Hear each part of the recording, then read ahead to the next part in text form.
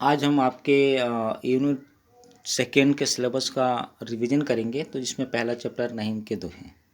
तो आइए देखते हैं। सबसे पहले जीवन परिचय। रहीम जी का पूरा नाम अब्दुल रहीम खान खाना था। इनका जन्म 17 सितंबर 1556 यानी 17 सितंबर 1556 को लाहौर में हुआ। रहीम के पिता का नाम बैरम खां मुगल बादशाह अकबर के संरक्षक थे। रहीम जब पैदा हुए तो बैरम खां की आयु 60 वर्ष हो चुकी थी। कहा जाता है कि रहीम का नामकरण अकबर ने किया था। रहीम को वीरता, राजनीति, राज्य संचालन, दानशीलता तथा काव्य जैसे अद्भुत गुण अपने माता पिता से विरासत में मिले। बचपन से ही रहीम साहित्य प्रेमी और विद्वान थे। बचपन से ही इनका झुकाव साहित्यिक रचनाओं के प्रति था और ये काफ़ी विद्वान भी थे। सन 1562 यानी 1562 में बैरम खां की मृत्यु के बाद अकबर ने रहीम की बुद्धिमत्ता को परखते हुए उनकी शिक्षा दीक्षा का पूर्ण प्रबंध अपने जिम्मे ले लिया। अकबर रहीम से इतना प्रभावित हुए कि शहजादों को प्रदान की जाने वाली जो उपाधि है, जो पदवी है, मिर्जा खां से रहीम को संबोधित करने लगे। मुल्ला मोहम्मद अमीन रहीम के गुरु थे। इन्होंने रहीम को तुर्की, अरबी व फारसी भाषा की शिक्षा व ज्ञान दिया। इन्होंने रहीम को छंद रचना, कविता, गणित, तर्कशास्त्र तथा फारसी व्याकरण का भी ज्ञान कराया। ठीक बच्चों, ये रहा जीवन परिचय। ये देखते हैं इनके द्वारा लिखे गए दोहों की सप्रसंग व्याख्या। कही रहीम संपत्ति सगे, बनत बहुत बहुरीत, विपद कसौती जे कसे तही साचे में। तो सबसे पहले लिखेंगे बच्चों संदर्भ। पशुदुआ हमारी पाठ्य पुस्तक वसंत के अंतर्गत रहीम के दोहे नामक पाठ से अवतरित है। इसके रचयिता रहीमदास जी हैं। प्रसंग। प्रस्तुत दोहे में कवि ने सच्चे मित्र की विशेषता का वर्णन किया है या सच्चे मित्र की विशेषता बताई है। देखिए यहाँ पे शब्दार्थ है। सगे यानी संबंधी, विपत्ति का अर्थ है मुसीबत, बहुरीत यानी कई तरीके से, साचे सच्चे, मीत मित्र, कही कहे, बनत यानी बनते हैं, कसौती जे कसे यानी परखे गए। तो आइए देखते हैं व्याख्या। रहीम जी कहते हैं कि संपत्ति होने पर तो सभी आपके सगे संबंधी और मित्र बनते हैं। अगर आपके पास संपत्ति है, रुपया पैसा है, तो आपके सभी अपने बनते हैं, सगे संबंधी और मित्र बनते हैं। उनकी कसौटी मुसीबत के समय ही होती है। उनकी जो असली परख होती है कब होती है बच्चों? मुसीबत के समय।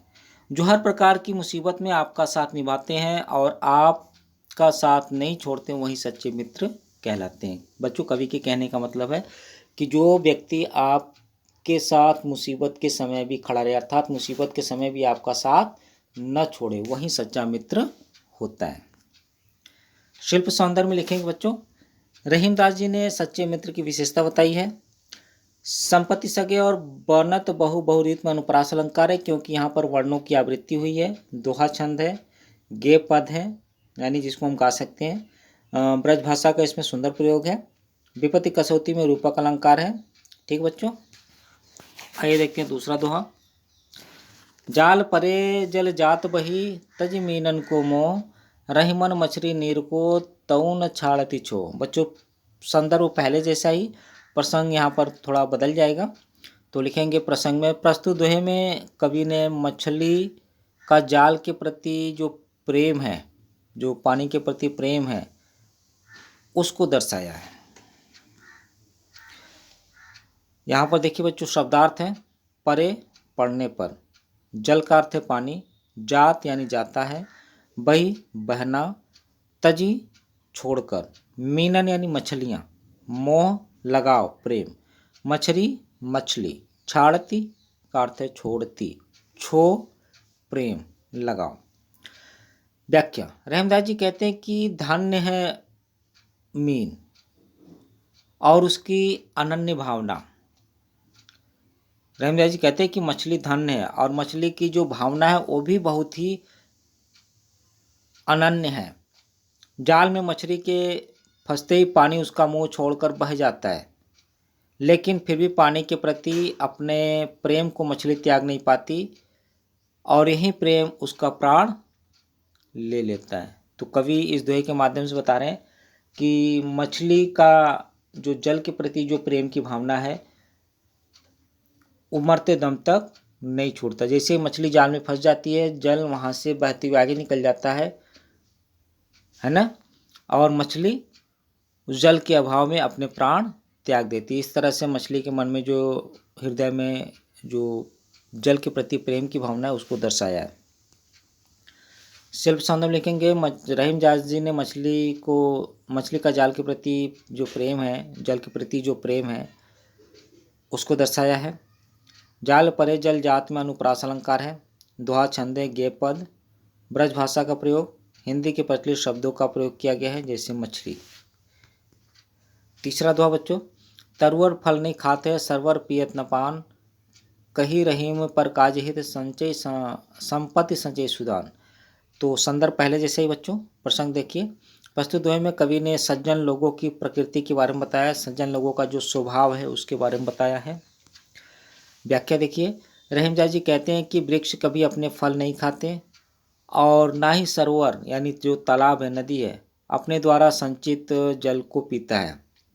सज्जन और विद्वान लोग धन का संग्रह अपने लिए नहीं बल्कि दूसरों की भलाई के लिए करते हैं। रहीमदास जी दोहे के माध्यम से सज्जन व्यक्ति की तुलना जो पेड़ है और नदी है उनसे की है कि जिस तरह से पेड़ और नदी अपने फल और अपने जल को स्वयं नहीं खाते पीते, ठीक उसी तरह से जो सज्जन व्यक्ति है वो धन का संचय दूसरों की भलाई के लिए, दूसरों के उपकार के लिए करते हैं। ठीक बच्चों।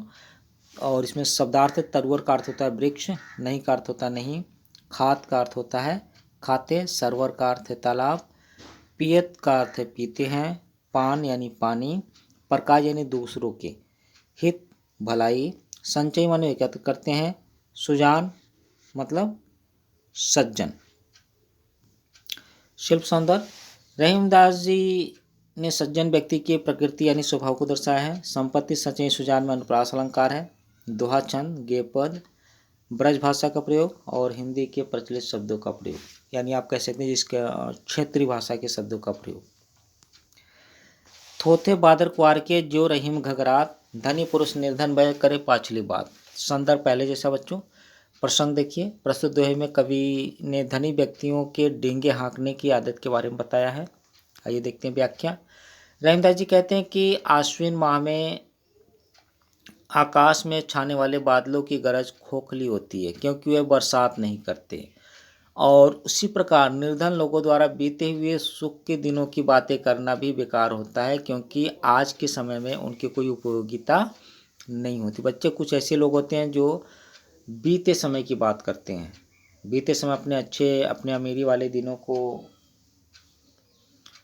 बताते हैं, लोगों के सामने डींगे हाँकते हैं कि मेरे पास भी ऐसा हुआ करता था। तो उससे तो कोई फ़र्क नहीं पड़ता है। आप पहले मान लीजिए आपके पास बहुत सारी संपत्ति थी और वो संपत्ति खर्च हो गई, तो फिर आप हर किसी से ही बताएंगे कि पिछले साल मेरे पास इतनी संपत्ति थी, हमने ये किया, ऐसे किया, तो इसको बताने का कोई फ़ायदा नहीं है। तो रहीमदास जी इस दोहे से यही बताते हैं कि जिस तरह से क्वार के महीने में जो बादल आसमान में छाते हैं सिर्फ गरजते हैं, बरसते नहीं है, ठीक उसी तरह से जो निर्धन लोग हैं वो बीते हुए समय में सुख के दिनों की बातें करते डींगे हाँकते हैं। ठीक बच्चों, देखिए शिल्प सौंदर्य। रहीमदास ने धनी व्यक्तियों की डींगे हाँकने की आदत के बारे में बताया है। दोहा छंद है, गेय पद है, ब्रज भाषा का प्रयोग, हिंदी के प्रचलित शब्दों का प्रयोग किया है। धरती की सी रीत है शीत घाम औ में, जैसी परे सो सही रहे त्यो रहीम यह दे। आइए देखते हैं प्रसंग। प्रस्तुत दोहे में कवि ने मनुष्य के शरीर की विशेषता के बारे में बताया है। संदर्भ पहले जैसा ही लिखेंगे बच्चों। व्याख्या देखिए, रहीमदास जी कहते हैं कि धरती का नियम है कि वह सर्दी, गर्मी, बरसात हर प्रकार के मौसम को सम्मान के भाव से झेल लेती है। हमारे शरीर में भी वैसी ही क्षमता होनी चाहिए कि हम जीवन के हर परिवर्तन को सहज रूप से स्वीकार कर सकें। बच्चों, धरती के माध्यम से मनुष्य को संबोधित किया है कि जिस तरह से धरती गर्मी, सर्दी हर मौसम को सह लेती है, ठीक उसी तरह से हमें भी, हमारे शरीर को भी ऐसे हमें बनाना चाहिए कि उसमें ऐसी शक्ति हो, ऐसी क्षमता हो कि हर परिस्थिति में हर परिवर्तन को सहज रूप से स्वीकार कर सके। ठीक है बच्चों। रीत का अर्थ होता है तरीका, शीत का अर्थ होता है शीत या ठंड, घाम यानी धूप, और औ का अर्थ होता है और, मेह यानी बादल, सही मतलब सहना, त्यों वैसे, और देह का अर्थ होता है शरीर। शिल्प सौंदर्य, रहीमदास जी मनुष्य के शरीर की विशेषता के बारे में बताया है कि मनुष्य का शरीर कैसा होना चाहिए। दोहा छंद है, गेय पद है, ब्रज भाषा का प्रयोग, हिंदी के प्रचलित शब्दों का प्रयोग किया है। ठीक बच्चों, तो इस तरह से आपका यह पाठ समाप्त हो गया, जिसमें रहीमदास जी के द्वारा लिखे गए दोहों की सप्रसंग व्याख्या हमने बताया आपको। तो इसको आप अच्छे से देख लेंगे और जहाँ भी कोई डाउट होगा फिर आप मुझसे पूछेंगे। ठीक बच्चों, धन्यवाद।